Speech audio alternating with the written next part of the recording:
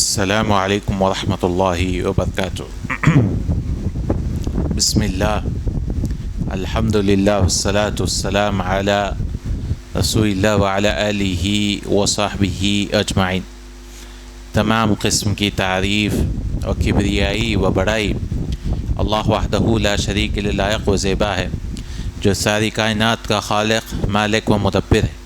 والصلاة والسلام آخری نبی مصطفیٰ محمد رسول اللہ صلی اللہ علیہ وسلم پر ہم یہ کتاب کا مطالعہ کر رہے تھے، 40 نوویہ 40 احادیث۔ اس میں سے پچھلی بار ہم نے 19ویں حدیث پڑھی تھی، اس کے آج ہم فوائد لیں گے انشاءاللہ تعالی۔ تو پھر ہم حدیث پڑھ لیتے ہیں۔ عن ابی العباس عبداللہ ابن عباس رضی اللہ عنہما قال، یہ حدیث مروی ہے عبداللہ ابن عباس رضی اللہ عنہ سے، جن کی کنیت رضی اللہ عنہ ابو العباس ہی ہے، یعنی ان کے بیٹے کا نام بھی عباس ہے۔ تو ابو العباس عبداللہ ابن عباس روایت کرتے ہیں، وہ کہتے ہیں کنت خلف النبی صلی اللہ علیہ وسلم، میں ایک دن پیچھے تھا نبی صلی اللہ علیہ وسلم کے، یوماً فقال یا غلام انی اعلمک کلمات، اے لڑکے میں تمہیں کچھ کلمات سکھاؤں گا۔ کیا ہیں؟ پورے 12 کلمات ہیں۔ سب سے پہلا احفظ اللہ یحفظک، اللہ تعالیٰ کی حفاظت کرو، اللہ آپ کی حفاظت کرے گا۔ احفظ اللہ تجدہ تجاہک، اللہ کی حفاظت کرو، اللہ آپ کی حفاظت کرے گا۔ اذا سألت فاسأل اللہ، اگر مانگو تو اللہ ہی سے مانگو۔ وَإِذَا اسْتَعَنْتَ فَاسْتَعِنْ بِاللَّهِ، اور اگر مدد مانگنا ہے تو بھی اللہ ہی سے مدد مانگو۔ وَعَلَمَ أَنَّ الْأُمَّةَ لَوْ اجْتَمَعَتْ عَلَىٰ أَنْ يَنْفَعُوكَ بِشَيْءٍ لَمْ يَنْفَعُوكَ إِلَّا بِشَيْءٍ قَدْ كَتَبَ اللَّهُ لَكَ، جان لو کہ پوری امت بھی اگر جمع ہو جائے آپ کو فائدہ دینے کے لیے تو فائدہ ہرگز نہیں پہنچا سکے گی سوائے جو اللہ تعالیٰ نے لکھ دیا ہے۔ وَإِنِ اجْتَمَعُوا عَلَىٰ أَنْ يَضُرُّوكَ بِشَيْءٍ لَمْ يَضُرُّوكَ إِلَّا بِشَيْءٍ قَدْ كَتَبَ اللَّهُ عَلَيْكَ، اور ساری امت بھی اگر جمع ہو جائے نقصان دینے کے لیے، نقصان کرنے کے لیے، تو ساری امت بھی نقصان نہیں کر پائے گی سوائے جو اللہ نے لکھ دیا۔ رفعت الاقلام وجفت الصحف، کہ اقلام کو اٹھا لیا گیا ہے اور جو صحف، جو کاغذ وغیرہ جس پہ تقدیر لکھی گئی ہے، صحیفہ جس پہ لکھا گیا ہے، وہ سوکھ چکا ہے۔ پھر اور ایک روایت میں اللہ کے رسول صلی اللہ علیہ وسلم نے فرمایا احفظ اللہ تجدہ امامک، کہ اللہ تعالیٰ کی حفاظت کرو، اللہ کو اپنے سامنے پاؤ گے۔ تعرف الی اللہ فی الرخاء یعرفک فی الشدہ، اللہ تعالیٰ کی سکون میں عبادت کرو، اللہ کو پہچانو، اللہ ہمیں مصیبت میں پہچانے گا۔ وَاعْلَمْ أَنَّ مَا أَخْطَأَكَ لَمْ يَكُنْ لِيُصِيبَكَ، اور جان لو کہ جو چیز آپ کو چھوٹ گئی وہ کبھی ملنے والی نہیں تھی۔ وَمَا أَصَابَكَ لَمْ يَكُنْ لِيُخْطِئَكَ، اور جو چیز مل گئی وہ کبھی چھوٹنے والی نہیں تھی۔ وَاعْلَمْ أَنَّ النَّصْرَ مَعَ الصَّبْرِ، کہ مدد آئے گی صبر کے ساتھ تھی، اس کو جان لو۔ وَأَنَّ الْفَرَجَ مَعَ الْكَرْبِ، اور سکون انسان کو حاصل ہوگا مصیبت کے ساتھ، یعنی مصیبت کے بعد ہی۔ وَأَنَّ مَعَ الْعُسْرِ يُسْرًا، اور مشکلات کے ساتھ آسانی آنے والی ہے۔ تو انشاءاللہ یہ حدیث کی شرح ہم نے پچھلے ہفتے دیکھی تھی، آج ہم دیکھیں گے اس کے 25 فوائد، اس حدیث کے 25 فوائد جو شیخ یہاں پر لے کے آتے ہیں۔ تو مرتبہ یعنی حدیث کو پڑھنے کا مقصد یہ ہے کہ ہمیں مراجعہ ریویژن ہو جائے انشاءاللہ تعالی، کیونکہ علم کثرت سے نہیں ہے، علم جو ہے ایک چیز سیکھیں، اچھی طرح سے سیکھیں، وہی اصل مقصد ہے انشاءاللہ تعالی۔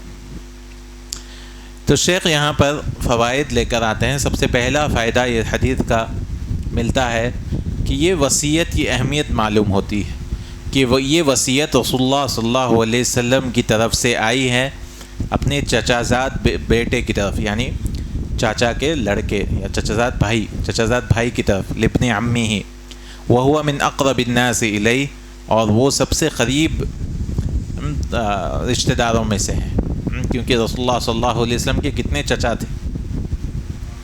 ہاں بہت زیادہ تھے۔ اسلام کتنے قبول کیے؟ کون کون ہیں؟ 3۔ ایک تو عباس رضی اللہ عنہ، حمزہ رضی اللہ عنہ اور ہاں دو ہی پتہ ہے. 2 اسلام قبول کیے اور 2 نہیں کیے. ابو لہب نہیں کیا اور ایک ہاں ابو طالب. صحیح, ابو طالب نہیں کیا. صحیح, 2 چچا اسلام قبول نہیں کیے, 2 چچا اسلام قبول کیے. اس میں سے عباس رضی اللہ عنہ کے بھی بہت سارے بیٹے تھے, جیسے عبداللہ ابن عباس, فضل ابن عباس اور دیگر بیٹے عباس رضی اللہ عنہ کے تھے. عباس رضی اللہ عنہ کے جو کہ صحابی ہیں رضی اللہ عنہ. غلام تھے. غلام کا معنی یہاں پر یہ ہے کہ ایک نوجوان لڑکے تھے. پھر وہ کہتے ہیں کہ میں نبی صلی اللہ علیہ وسلم کے پیچھے تھا. تو اس سے پتہ چلتا ہے الارضاف کا. ارضاف کہتے ہیں کسی جانور کے پیچھے بیٹھنا. تو یہ جائز ہے, جیسا کہ حدیث میں آتا ہے کہ معاذ ابن جبل کی بھی حدیث ملتی ہے, اسامہ بن زید کو بھی بٹھایا کرتے تھے اور فضل ابن عباس رضی اللہ عنہ کو بھی بٹھایا کرتے. اس طرح سے جو جوان صحابہ ہے, دبلے پتلے صحابہ ہے, ان کو رسول اللہ صلی اللہ علیہ وسلم جانور کے پیچھے بٹھایا کرتے تھے. کیوں بٹھایا کرتے تھے؟ تعلیم وغیرہ کا بہت ہی اچھا موقع ہے. سفر کا وقت جو ہے بہت لمبا رہتا, 8 دن 7 دن, تو رسول اللہ صلی اللہ علیہ وسلم کی صحبت ملتی. تو سفر کے درمیان تعلیم یا کسی کو معلوم کرنا ہے تو سفر کے ذریعے سے انسان معلوم ہو جاتی, حقیقت سفر کے درمیان معلوم ہوتی. اس لیے 3 چیزوں کو کہا جاتا ہے کہ اگر کسی کو پہچاننا ہے تو 3 چیزیں ہونی چاہیے. سب سے پہلا سفر میں انسان اپنی حقیقت چھپا نہیں سکتا, حقیقت ظاہر ہو جاتی. سفر میں کتنا بھی صبر والا ہو, اگر وہ اصل میں بے صبرا ہے تو نکل کے آ جاتا کہ ارے یہ کیا ہو رہا ہے وغیرہ, سفر میں دکھ کے آ جاتا. دوسرا لین دین میں معلوم ہو جاتا ہے کہ لین دین میں انسان کیسا ہے, اس کی حقیقت. پیسے کا جب معاملہ آتا ہے تب حقیقت معلوم ہو جاتی. کتنا بھی دین کی بات کرے لیکن لین دین میں ہی وہ کچا ہے تو انسان کی حقیقت اس میں معلوم ہو جاتی ہے کہ لین دین میں وعدہ خلافی, جھوٹ بولنا, یہ سب چیزیں انسان کی حقیقت. اور تیسرا پڑوسی سے انسان کی حقیقت معلوم ہو جاتی. کتنا تکلیف دینے والا پڑوسی ہے یا خاموش رہنے والا ہے, سکون دینے والا ہے, پڑوس سے بھی ہمیں پتہ چل جاتا ہے انسان کی حقیقت, کیونکہ دن بھر انسان جو ہے چھپا نہیں سکتا. اور ایک شخص کو ہمیشہ وہ راز پتہ چل جاتا ہے, وہ ہے الزوجہ, وہ ہے بیوی کو بھی سب چیز پتہ رہتا ہے, ہر ایک انسان کی اصلیت. اس لیے رسول اللہ صلی اللہ علیہ وسلم نے فرمایا سب سے بہترین انسان وہ ہے جو اپنے بیوی سے بہتر ہے. خیرکم من خیرکم لأہلی وانا خیرکم لأہلی, اور میں سب سے بہتر ہوں اپنے اہل کے لیے, اپنے خاندان والوں کے لیے, جس میں بیوی بچے سب آ جاتے ہیں. انسان وہاں ایکٹنگ نہیں کر سکتا. صبح شام انسان سے یعنی کیسے رہے گا, ہر ایک انسان کو اصلیت وہاں نظر آتی ہے. اس میں رسول اللہ صلی اللہ علیہ وسلم کا اور ایک بات معلوم ہوتی, یا غلام, اے لڑکے. تو جیسے چھوٹے ہیں اس میں شفقت بھی معلوم ہوتی ہے, اور اس سے یہاں ایک بات بھی معلوم ہوتی ہے, کسی کو اگر کوئی وصیت کرنا ہے, کوئی نصیحت کرنا ہے تو اس طرح سے ہمیں ایسے الفاظ استعمال کرنا چاہیے. کیونکہ ایک یا کسی کا نام بھی لے سکتے ہیں, کیونکہ ایک ہی چیز ہے جس سے انسان سب سے زیادہ محبت کرتا ہے, جس کو کانوں کو سننا پسند کرتا ہے, وہ ہے اپنا نام. اگر آپ ان کا نام لیں گے, اگر آپ ان کو مخاطب کریں گے, تب جا کر انسان کی توجہ رہے گی.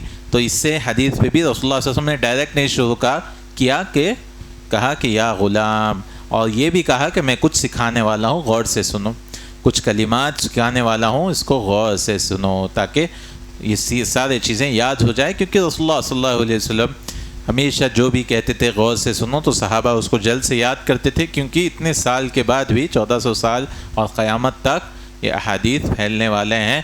تو رسول اللہ صلی اللہ علیہ وسلم کے ساتھ جو بھی گفتگو ہوئی, جو بھی احادیث ہے, آج ہم اس کو پڑھتے ہیں کیونکہ رسول اللہ صلی اللہ علیہ وسلم جانتے تھے کہ اس کے بعد اس کو پھیلنے والا ہے. تو رسول اللہ صلی اللہ علیہ وسلم نے پہلی وصیت کیا کی, احفظ اللہ یحفظک, کہ اللہ تعالیٰ کی حفاظت کرو, اللہ آپ کی حفاظت کرو. اللہ کی حفاظت یعنی اللہ تعالیٰ کی شریعت کی حفاظت کرو, اللہ تعالیٰ کے حدود کی حفاظت کرو. انسان جتنا شریعت کا پابند ہوگا, اللہ تعالیٰ اس کو دنیا میں بھی اور آخرت میں بھی حفاظت اس کی کریں گے۔ انسان جتنا ہی شریعت کو چھوڑ دے گا تو اللہ سبحانہ وتعالیٰ اس کو بھی چھوڑ دیں گے، جتنا وہ اہمال کرے گا، ہر چیز کو جو ہے پامال کر دے گا۔ تو ہمیں ہمیشہ اللہ تعالیٰ کی حفاظت کرنا چاہیے، حدود کی حفاظت کرنا چاہیے، چاہے کسی میں فیصلہ بھی کرنا ہو تو صحیح فیصلہ انصاف کے ساتھ، یہ نہیں کہ بھئی میرا بھائی ہے، میرا خاندان ہے تو ان کے لیے الگ جو ہے فیصلہ کریں گے پھر دوسروں کے لیے الگ، ایسا ہرگز نہیں، ایسا ہرگز نہیں۔ عدل کا معاملہ اللہ تعالیٰ نے قرآن میں بھی کہا کہ عدل جو ہے چاہے اپنے باپ کے خلاف ہی کیوں نہ ہو، بیٹے کے خلاف کیوں نہ ہو، بھائی کے خلاف کیوں نہ ہو، اگر فیصلہ کرنا پڑے تو صحیح فیصلہ کرنا، یا اولاد کے ساتھ بھی انسان محبت یا ایسے چیزوں میں جو ظاہری چیزیں، محبت میں ہو سکتا ہے کسی سے زیادہ محبت کرے اولاد میں یا کسی سے کم کرے، یہ انسانی کا دل ہے، لیکن ظاہر ہونے نہیں دینا چاہیے اور سب کو برابر برابر کوشش کرنا چاہیے، جو بھی ظاہری چیزیں دینا ہے ان کے حکمت کے ساتھ۔ اس لیے سلف بھی کسی کو بوسہ دیتے تھے ایک بچے کو تو سارے لڑکوں کو، سارے بچوں کو لا کر بوسہ دیتے تھے، اور ڈرتے تھے کہ کاش ہو سکتا ہے کہ اللہ تعالیٰ مجھے اس بوسہ دینے پر بھی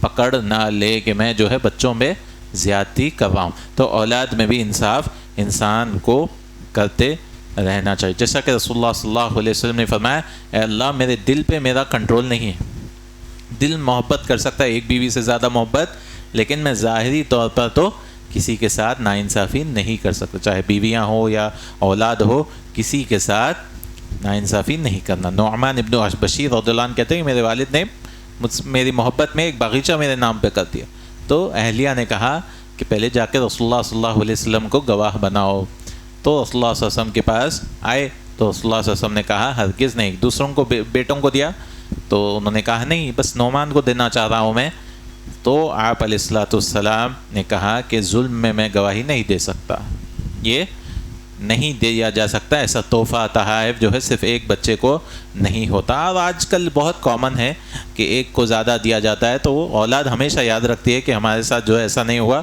حتیٰ کہ وراثت میں بھی کسی ایک کے نام پہ کر کے چلے جاتے ہیں، تو یہ بہت بڑا ظلم ہے۔ اللہ تعالیٰ نے کہا ہم نہیں جانتے کہ کون سی اولاد ہمارے لیے کتنی فائدہ مند ہونے والی ہے، کون سی اولاد آخرت کے لیے، کون سی جس کو ہم صحیح سمجھتے تھے وہ بعد میں جا کے وہ شاید جو ہے عمل نہ کرے یا کچھ بھی ہو سکتا ہے، اور جس کو ہم نہیں سمجھ رہے ہیں، جو ناکارہ سمجھ رہے ہیں، ہو سکتا ہے وہ ہمارے لیے زیادہ کام آنے والا ہے۔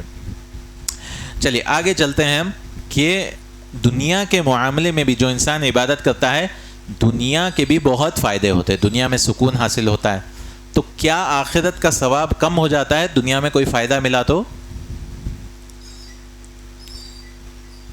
جیسے میں نماز پڑھ رہا ہوں، دنیا میں سکون مل رہا ہے، خوشی مل رہی، تو کیا اس سے آخرت میں ثواب کی کمی ہو جائے گی؟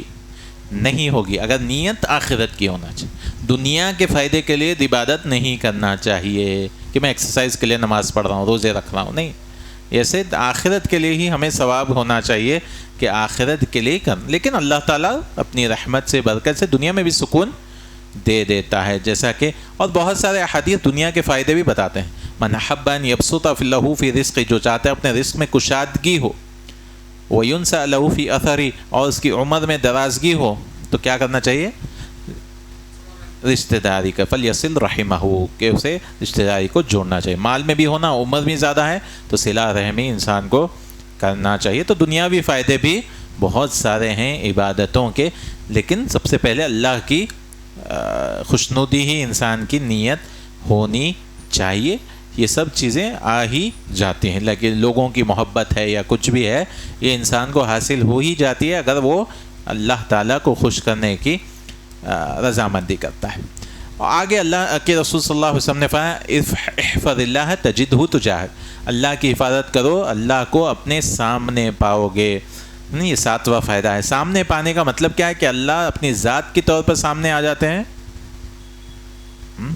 نہیں، اپنا ذات کی طرح نہیں، اللہ تعالیٰ اپنے علم سے، اپنے قدرت سے، جیسا کہ مثال اللہ تعالیٰ کے لیے کوئی مثال نہیں ہے، لیکن جیسے انسان چاند کو دیکھتا ہے، چاند ہمارے سامنے ہے، اس کا مطلب دنیا میں حاضر تھوڑی، ویسے اللہ سبحانہ تو اپنی ذات سے عرش پر استوا ہے، اللہ اپنے علم سے، بصیرت سے۔ جو لوگ کہتے ہیں اللہ ہر جگہ ہے، نعوذ باللہ، یہ غلط عقیدہ ہے۔ اسی لیے ایک قاعدہ ہے، اللہ تعالیٰ علی فی دنوہ قریب فی علوہ، علماء کہتے ہیں اللہ تعالیٰ علی یعنی اعلیٰ ہے، سب اسم ربک الاعلیٰ، سب سے اونچا ہے قریب ہوتے ہوئے بھی، اور قریب ہے اونچا ہوتے ہوئے بھی۔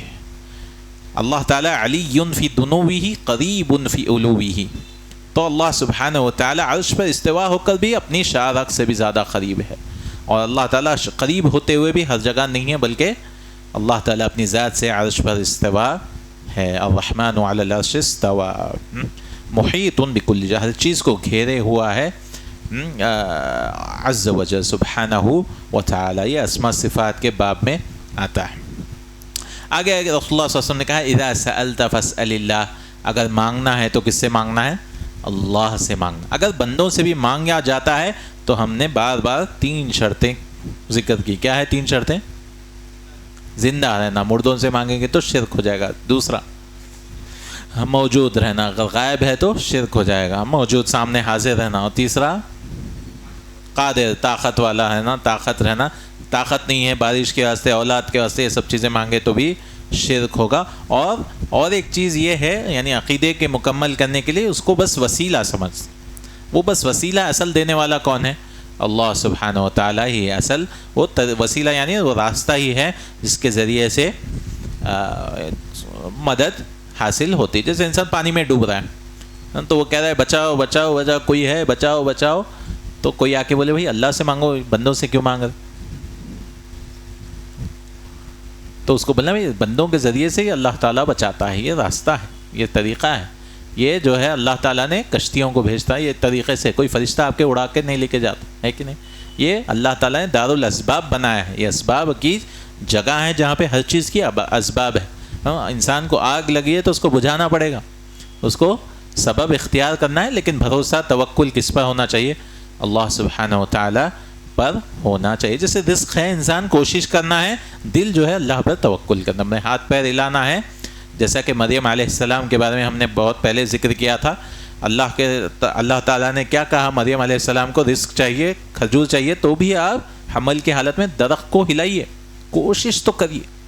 اس حالت میں بھی ہو سکتا ہے ڈائریکٹ مل کے فرشتے آ کے دے سکتے ہیں، اس حالت میں بھی، حمل کی حالت میں بھی اللہ کوشش کو پسند کرتا ہے۔ ادنا سی کوشش، چھوٹی سی کوشش بھی کیوں نہ ہو، اللہ تعالیٰ پسند کرتا ہے کہ انسان کوشش کرے، جو بھی چیز حاصل کرنا ہے اس کے لیے کوشش کرنا ہے، گھر سے نکلنا ہے پرندوں کی طرح، تبھی جا کر اللہ سبحانہ و تعالیٰ پیٹ بھر کر ہمیں واپس بھیجاتا ہے۔ اذا سألت فاسأل اللہ، اگر مانگنا ہے تو مانگنا چاہیے۔ یہاں پہ شیخ ایک بات کہہ رہے ہیں کہ دوسروں سے دعا کرنا بھی پسندیدہ نہیں ہے، دوسروں کو کہنا کہ بھئی میرے لیے دعا کرو، میرے واسطے دعا کرو، یہ اچھی بات نہیں ہے۔ انسان کو خود اپنی دعا کرنا چاہیے۔ اس حدیث سے بھی معلوم اذا سألت فاسأل اللہ، اگر اللہ سے مانگنا ہے تو خود ہی مانگنا ہے، یعنی جب مانگنا ہے تو اللہ ہی سے مانگو، کیونکہ مخلوق ہو سکتا ہے وہ کیسے حالت سے مانگتا ہوگا، اس میں تڑپ ہوتی کہ نہیں ہوتی کی، تو اپنی دعا، جس کو بھوک ہے وہی کھانا کھانا ہے، اس کو ہی پیٹ کا درد ہے تو وہی گولی کھانا ہے۔ ویسے دعا بھی ویسے ہی ہے کہ انسان جو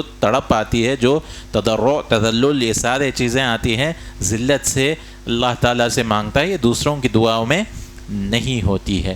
پھر انسان کہہ سکتا ہے کہ صحابہ بھی تو آتے تھے، جیسے ایک صحابی نے آ کر کہا ہلاکت الاموال، کے اموال پورے ہلاک ہو گئے ہیں اور راستے جو ہے کچھ نہیں ہے، ہمیں کھانے پینے کا نہیں ہے، تو اللہ سے دعا کریے کہ بارش ہو جائے، فضل اللہ یغیثنا، اللہ سے دعا کریے کہ بارش ہو جائے۔ اور ہم بھی دیکھتے ہیں کہ آج بارش نہیں ہو رہی ہے، ہم بھی دعا کرنا چاہیے اللہ سبحانہ تعالیٰ، اللہم غثنا اللہم غثنا، اللہ تعالیٰ ہمیں فائدہ مند بارش دے۔ تو یہ صحابہ آتے تھے تو وہ رسول اللہ صلی اللہ علیہ وسلم کو مانگتے تھے، یعنی رسول اللہ صلی اللہ علیہ وسلم دوسروں کی طرح نہیں، رسول اللہ صلی اللہ علیہ وسلم کی دعائیں قبول کی جاتی ہیں۔ جیسا کہ عورت نے بھی آ کر، ایک صحابیہ نے آ کر کہا کہ اللہ سے دعا کرو مجھے شفا دے، مجھے مرگی کی بیماری، میں گر جاتی ہوں، تو رسول اللہ صلی اللہ علیہ وسلم نے 2 آپشن دیے کہ آپ کو میں دعا کر دیتا ہوں، یا آپ کو چاہیے تو اگر صبر کریں گے تو آپ کے لیے جنت ہے۔ تو صحابیہ رضی اللہ عنہ نے کہا کہ میں صبر کروں گی، لیکن ایک دعا کریے بس کہ میں جب گر جاتی ہوں تب میرا پردہ نہ کھلے، پردہ نہ کھلے۔ یہ صحابیہ تو رسول اللہ صلی اللہ علیہ وسلم نے دعا کیا تو ان کا پردہ کبھی نہیں کھلا بے ہوش گرنے کے بعد بھی۔ تو اس طرح سے رسول اللہ صلی اللہ علیہ وسلم سے مانگا کرتے۔ تو اصل تو یہ ہے کہ انسان اپنی دعائیں خود کرنا چاہیے۔ اگر کسی کو نیک سمجھ رہا ہے، بول رہا ہے کہ دعا کریے، تو انشاءاللہ کوئی حرج کی بات نہیں ہے، لیکن مرغوب یعنی رغبت والا عمل نہیں ہے، اچھا عمل نہیں ہے. انسان کو اپنا توکل کرنا چاہیے، اپنی دعائیں خود کرنا چاہیے. نہیں تو انسان کو ایک فیشن بن جاتا ہے کہ بھائی سب کو بولتے ہیں بھائی دعا کرو دعا کرو، دعاؤں میں یاد رکھو، اس طرح سے بس زبان پہ جانی ہو تو کرتے کہ نہیں کرتے کہ الگ بات ہے، لیکن اپنے کو سے بچنا چاہیے. اللہ اعلم. 10واں فائدہ یہ ہے کہ اس حدیث میں رسول اللہ صلی اللہ علیہ وسلم نے کہا کہ انسان سے مانگنا بھی کوئی مسئلہ نہیں ہے، یعنی اس کے منافی نہیں ہے، اس کے اپوزٹ نہیں ہے کہ انسان سے کوئی مانگ سکتا ہے یا مدد کر سکتا ہے. جیسا کہ رسول اللہ صلی اللہ علیہ وسلم کہا لیسأل احدکم ربہ حاجتہ، یعنی انسان جو ہے مدد کرنا ہے، ہر ایک کو مدد کرنا ہے. رسول اللہ صلی اللہ علیہ وسلم تعین الرجل فی دابتہ، کسی کو جانور پہ سامان اٹھا کے دینا، فتحمل علیہا او ترفع له علیہا متاع صدقہ، تو کسی کی مدد کرنا ہے یا کوئی چیز اٹھا کے دینا ہے، یہ بھی صدقہ میں آتا ہے، یہ بھی صدقہ میں آتا ہے. راستے میں سے کچھ کچرا اٹھانا، کسی کی مدد کرنا، مسکرا کے ملنا، یہ سب چیزیں صدقہ میں آتا ہے. تو اس کا مطلب یہ نہیں ہے کہ انسان سے مدد نہیں مانگ سکتے، ہاں بس ان کو بس راستہ مانگنا ہے. اذا استعنت فاستعن باللہ، اصل مدد تو اللہ تعالیٰ سے ہی مانگنا چاہیے. اس حدیث سے یہ بھی ملا کہ ہمیں ہر چیز کے لیے دعا کرنی چاہیے. رسول اللہ صلی اللہ علیہ وسلم ہر چیز کے لیے دعائیں کرتے تھے اور مانگا کیا کرتے تھے. رسول اللہ صلی اللہ علیہ وسلم نے ایک حدیث ملتی ہے جو حدیث ضعیف ہے لیکن اس کا معنی صحیح ہے کہ رسول اللہ صلی اللہ علیہ وسلم نے کہا لیسأل احدکم ربہ حاجتہ کلہ حتی یسأل شسع شراک نعلی اذا انقطع، کہ رسول اللہ صلی اللہ علیہ وسلم نے کہا اپنے جوتے کی کوئی چیز ٹوٹ گئی تو بھی اللہ سے مانگو. یہ حدیث تو ضعیف ہے، یہ ثابت نہیں ہے کہ جوتے کا مانگنا ہے، لیکن ماننا تو انشاءاللہ صحیح ہے دوسرے آیتوں اور حدیث سے کہ اللہ سے ہمیں دعائیں کرتے رہنا چاہیے اور مانگتے رہنا چاہیے، کیونکہ دعا خود ایک عبادت ہے. دعا خود ایک عبادت ہے، عظیم عبادت ہے، اور آپ اگر وہ عبادت کریں تو اس کا ثواب بھی ملے گا اور جو چیز مانگے ہیں وہ بھی مل جائے گی. تو اس لیے انسان کو دعا سے شرمانا نہیں چاہیے، ہر چیز کے لیے دعا کرنا چاہیے. کئی بار دوسرے لوگ اگر ہم دعائیں کرتے ہیں وغیرہ بولتے ہیں اس کے واسطے بھی دعا کر رہے ہیں، اس کے لیے کیا ضرورت؟ تو ہمیں ہر چیز کے لیے دعا کرنی چاہیے کہ چھوٹی سے چھوٹی چیز ہو، بڑی سے بڑی چیز ہو، ہر چیز دعاؤں سے ہی حاصل ہوتی ہے. دعائیں جو ہے تقدیر کو بدل دیتی، تقدیر جو سال کی ہو یا دن کی تقدیر ہو اس کو دعا جو ہے بدل دینے والی ہے. اور ایک فائدہ ہے کہ انسان دنیا کی فکر نہ کرے. اگر حق پہ ہو تو دنیا کی فکر اس کو نہیں کرنا چاہیے، کیونکہ رسول اللہ صلی اللہ علیہ وسلم نے کہا کہ پوری امت بھی آ جائے فائدہ دینے یا نقصان کرنے کے لیے، ہرگز نہیں کر سکتی کہ جب تک کہ اللہ تعالیٰ نہ چاہے. تو اس کا مطلب یہ نہیں ہے کہ انسان کو مشکل کے چیز میں انسان اپنے سامنے ڈالے، نقصان دہ چیز، ارے بھائی کچھ بھی نہیں ہوتا، میں کچھ بھی نہیں کر، ماننے دو میں دیکھ لیتا ہوں. اس کا مطلب یہ نہیں ہے. اس کا مطلب یہ ہے کہ انسان اگر حق پہ ہے تو نہیں ڈرنا چاہیے. اس کا مطلب یہ نہیں کہ خطرے کی جگہ پہ انسان اپنے آپ کو پیش کرے کہ میں چلے جا تو کچھ نہیں ہوتا، میرے کو جو ہے جیسے کہیں ڈاکو وغیرہ ہے، میں جاتا ہوں، میرے کو ضرورت نہیں ہے پروٹیکشن کی، میں ایسے ہی چلے جاتا ہوں. ایسا نہیں ہے. رسول اللہ صلی اللہ علیہ وسلم نے کہا لا ضرر ولا ضرار، کوئی نقصان نہیں کرنا اور نقصان نہیں جھیلنا بھی نہیں، نقصان جھیلنا بھی نہیں ہے. پورے اسباب اختیار کرنا ہے، اس کے بعد بھی کوئی تکلیف آ گئی تب انسان کو صبر کرنا ہے، تب انسان کو صبر کرنا ہے کہ کیونکہ ہمیں پتہ نہیں ہے کہ تقدیر میں لکھا ہوا کیا ہے. تو انسان اچھی امید رکھے کہ اچھی چیز، عافیت کی زندگی، صحت والی زندگی، رزق والی زندگی، یہ ساری چیزیں لکھی ہوئی ہے، ایمان والی زندگی. تو ہمیں ویسے ہی عمل کرنا چاہیے، نہ کہ الٹا سوچے کہ بھائی کچھ بھی عمل نہیں کرتا ہوں وغیرہ. ایسا تقدیر پر ہمیں بھروسہ نہیں کرنا چاہیے. جیسے گناہوں کا گناہ اللہ تعالیٰ تقدیر میں لکھا تو میں گناہ چھوڑ دوں گا، ایسی باتیں ہم نہیں کرنا چاہیے. گناہوں کا بہانہ تقدیر کا بہانہ نہیں استعمال کر سکتے گناہ کے لیے. اچھا، کیا ہم بول سکتے کہ کوئی شخص ہم کو بہت فائدہ دیے، یا ہمیں بولنا ضروری ہے کہ نہیں اللہ کے بعد ہی فائدہ دیے؟ ارے ماشاء اللہ شخص بہت مدد کرے، انہوں میری مصیبت میں تھا، میں یہ شخص میرے کو بہت مدد کرے. ہم بول سکتے ہیں یا نہیں بول سکتے، اس میں کوئی مسئلہ نہیں ہے. لیکن دل میں یہ ہے نا اصل فائدہ دینے والا کون ہے؟ اللہ سبحانہ وتعالیٰ. اور اگر زبان پہ بھی انسان کی عادت ہو جائے تو اچھی بات ہے کہ اللہ تعالیٰ کے بعد سب سے زیادہ مدد آپ ہی کی ہے. ہر چیز میں یہ جملہ ہمارے زبانوں پہ ہونا چاہیے.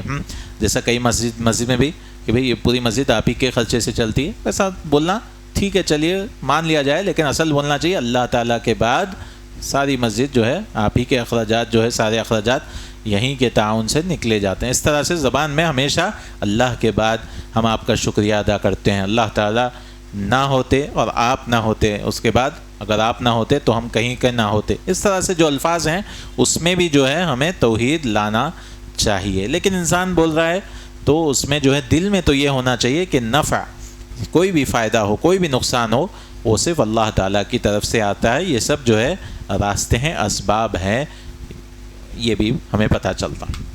اور ایک چیز یہ معلوم ہوتی ہے کہ تقدیر کس سے لکھی جاتی ہے؟ اقلام سے لکھی جاتی ہے. قلم سے اللہ تعالیٰ نے لکھی ہے، قلم سے لکھی ہے.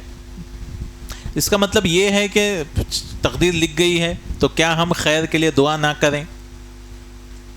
خیر کے لیے دعا کرنا چاہیے، کیونکہ ہمیں پتہ نہیں ہے کیا چیز ہے. خیر کے لیے ہمیشہ دعا کرنا چاہیے. جیسا کہ رسول اللہ صلی اللہ علیہ وسلم نے ایک صحابی کو دیکھا، بہت ہی دبلے ہو چکے تھے، اور رسول اللہ صلی اللہ علیہ وسلم نے پوچھا کہ کیا ہوا، ایسے کیوں ہو گئے؟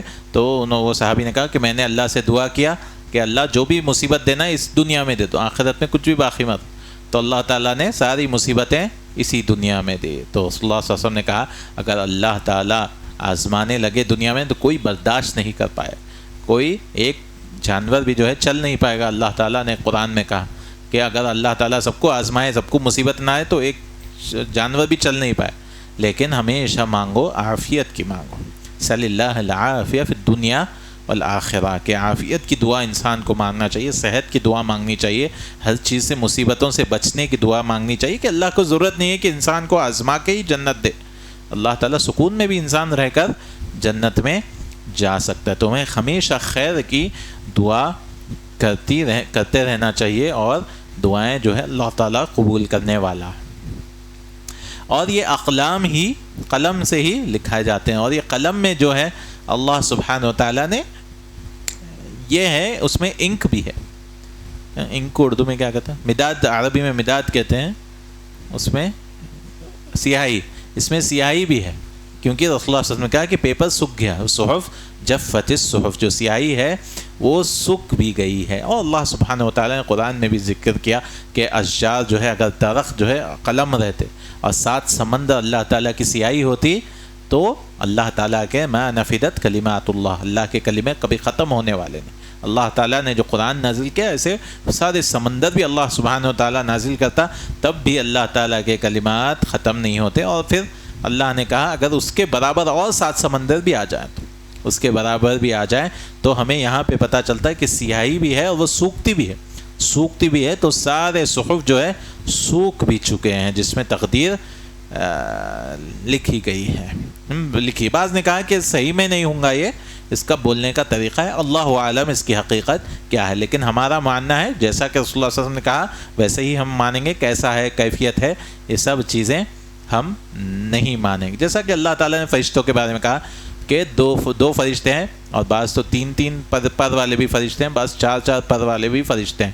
تو انسان سوال نہیں کر سکتا بھی 3 پر والے کیسے فرشتے ہیں، کیسے دکھتے ہیں. یہ سب انسان کو کیفیت نہیں پتہ کرنا ہے، اور اس پہ نہیں سوال پوچھنا چاہیے.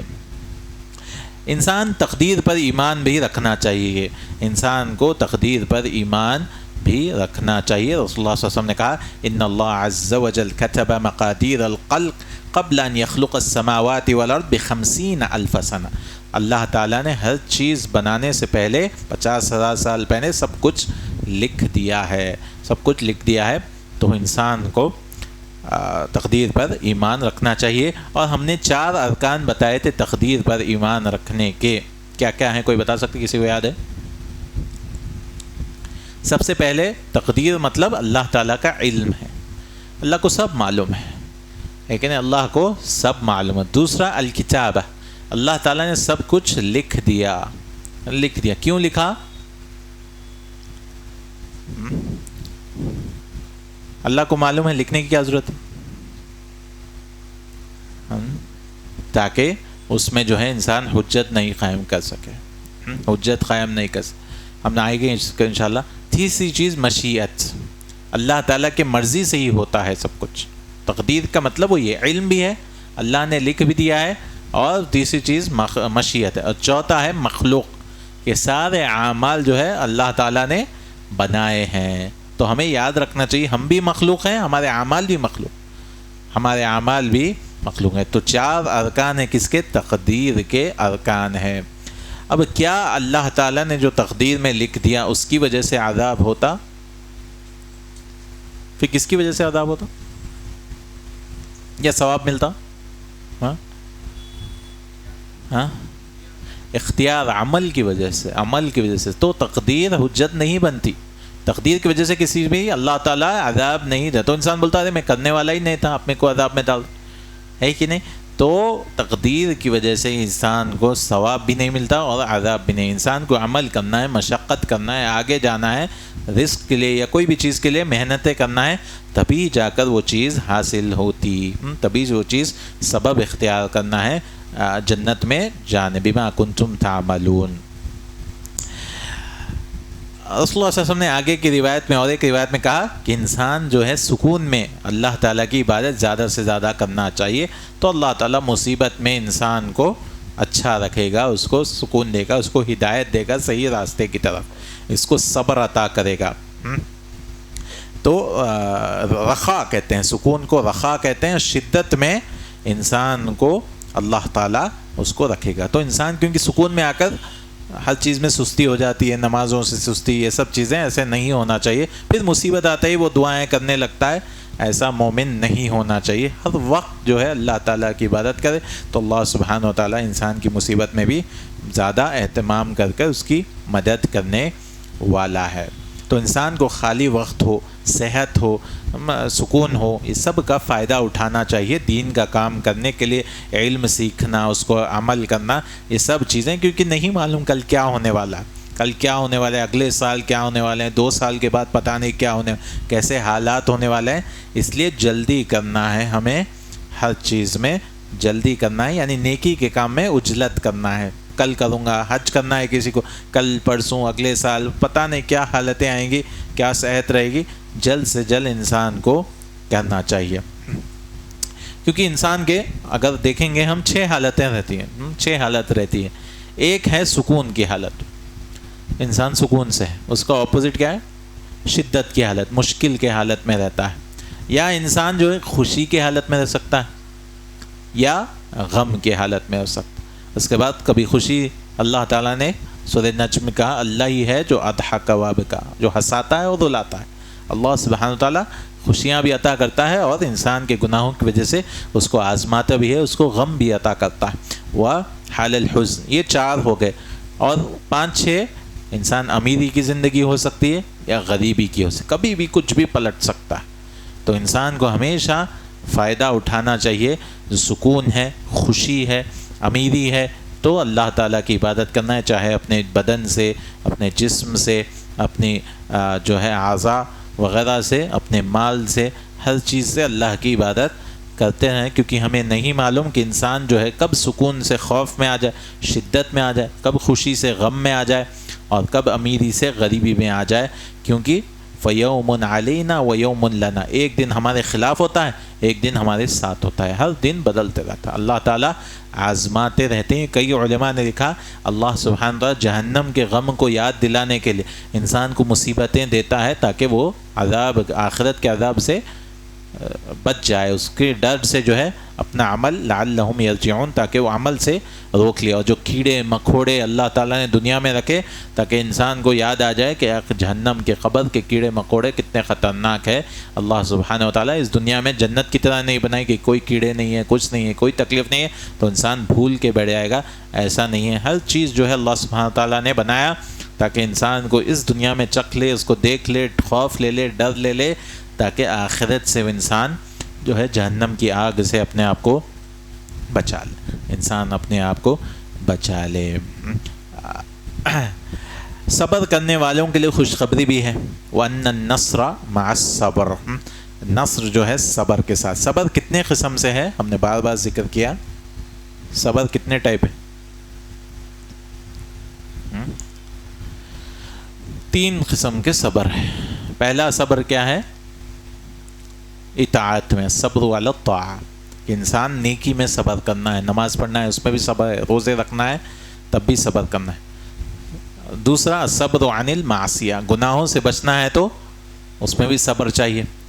پھر تیسرا ہے الصبر علی اقدار اللہ، اللہ تعالیٰ کی تقدیر پر بھی صبر کرنا، یعنی مصیبت میں بھی انسان کو صبر کرنا ہے۔ 3 صبر، صرف انسان مصیبت میں صبر کرنا نہیں ہے، ہمیشہ صبر کرنا ہے، نیکی کرنے کے لیے بھی صبر چاہیے، گناہوں سے بچنے کے لیے بھی صبر چاہیے، اور تقدیر جو مصیبتیں آتی ہیں اس میں بھی صبر کرنا ہوگا۔ اور صبر کا مطلب کیا ہے؟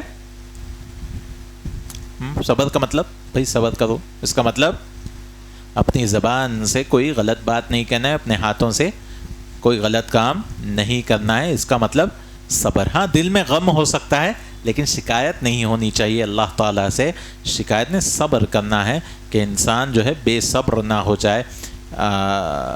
جیسا کہ اللہ نے کہا وما اصاب من مصیبت الا باذن اللہ، جو بھی مصیبت آتی ہے اللہ کی مرضی سے ہی آتی۔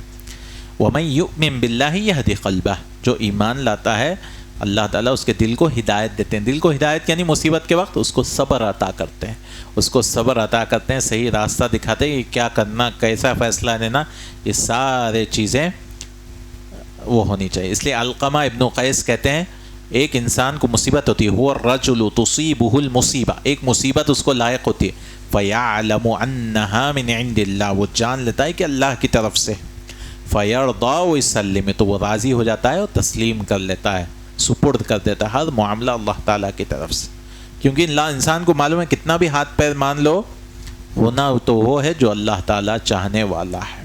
ہاں تو انسان سکون میں آ جاتا ہے، راضی ہو جاتا ہے کہ مصیبت اللہ کی طرف سے ہی آئی ہے۔ ہم نے پہلے بھی ذکر کیا پچھلے ہفتے کہ انسان کو کیسے پتہ چلے گا کہ مصیبت آزمائش ہے یا گناہوں کی وجہ سے؟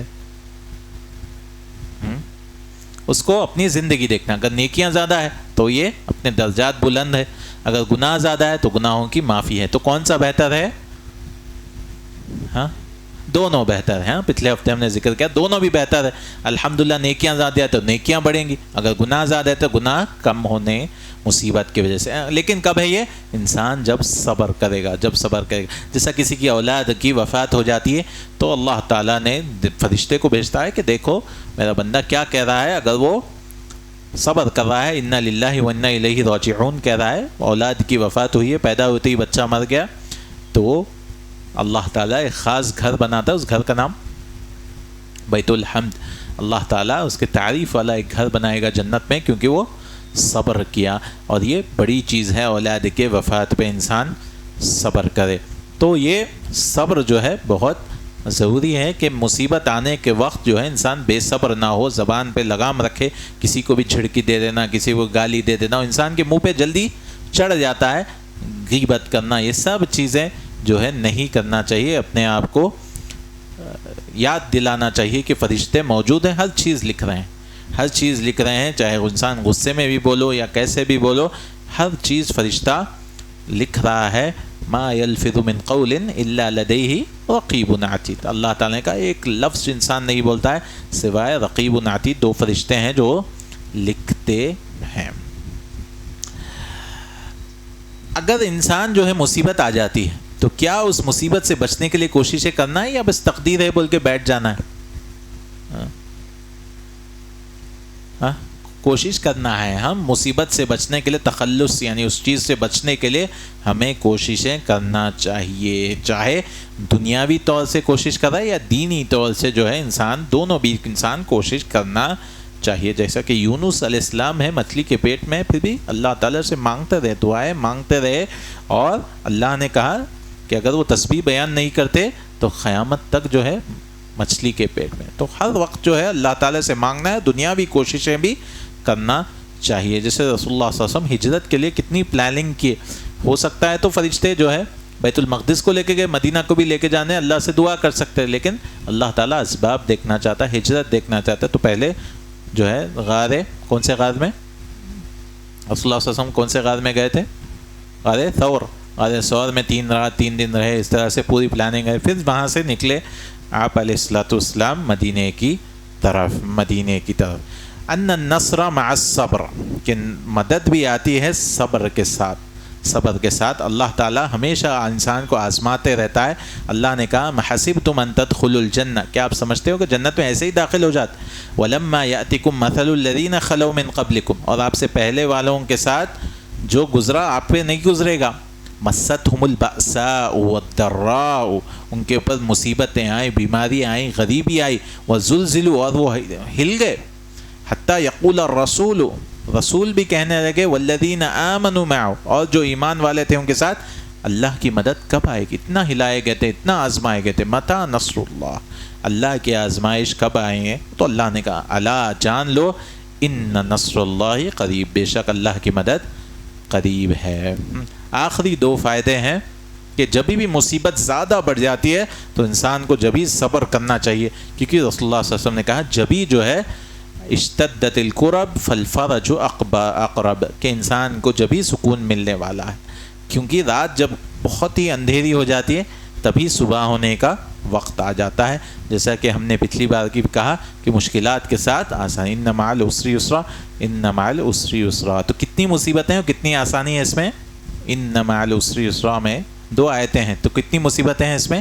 ایک مصیبت ہے، جب بھی ال کے ساتھ العسر دونوں جگہ ایک مصیبت، لیکن آسانی اللہ تعالیٰ نے یسرا دو آسانیاں رکھی ہیں، تو ایک مصیبت کے لیے دو آسانی ہے اللہ سبحانہ و تعالیٰ نے کہا۔ تو انسان کو اچھا گمان رکھنا چاہیے اللہ سبحانہ و تعالیٰ کے، کیونکہ اللہ تعالیٰ نے کہا انا عند ظن عبدی بی، کہ بندہ جیسے گمان رکھے گا میرے بارے میں ویسے ہی رہوں گا۔ تو یہ 25 فائدے ہیں، بہت ہی عظیم حدیث ہے، بچوں کو سکھانا چاہیے کہ اللہ ہی سے مانگو پوری دنیا بھی آگے۔ تو کیسے بچہ جو ہے اچھے توحید پر بڑا ہوگا، نشأ فی عبادت اللہ، کی عبادت میں پلے گا، بڑا ہوگا، تو اللہ سبحانہ تعالیٰ اس کو عرش کے سائے کے نیچے بھی، جو نوجوان جو ہے اللہ کی عبادت کرتا ہے سارے خواہشات وغیرہ چھوڑ کر، تو یہ بہت بڑا انعام ہے جب ساری قوم جو ہے ڈوبتے رہے گی پسینے میں، کسی کے پاؤں تک، کسی کے گھٹنے تک، کسی کے گردن تک، اور بعض جو ہے لجام پہنایا جائے گا، ناک تک جو ہے پسینے میں ڈوبے رہیں گے، چہرے کے اوپر تک پسینے آ جائیں گے، تو اس دن سائے میں وہ نوجوان رہے گا، 7 لوگوں میں سے ایک شخص جو اللہ تعالیٰ کی عبادت کرتا تھا، گناہوں سے بچتا تھا، اور یہ بڑی چیز ہے، شاب نشأ فی عبادت۔ تو یہ حدیث نمبر 19 ہے، انشاءاللہ آگے کی نشست میں حدیث نمبر 20 والی کریں گے، حیا کے بارے میں۔ اگر شرم نہیں ہے تو جو چاہے کرو، اذا لم تستحی فاصنع ما شئت، اور یہ بخاری کی حدیث انشاءاللہ آگے کی نشست میں ہم لائیں گے۔ اقول قولی ھذا واستغفر اللہ لی ولکم ولسائر المسلمین۔ اللہ تعالیٰ سے دعا ہے اللہ تعالیٰ ہم نے جو بھی سنا ہے اس پہ عمل کرنے کی توفیق عطا فرمائے۔ سبحانک اللہم وبحمدک، اشہد ان لا الہ الا انت، استغفرک واتوب الیک۔ السلام علیکم ورحمۃ اللہ وبرکاتہ۔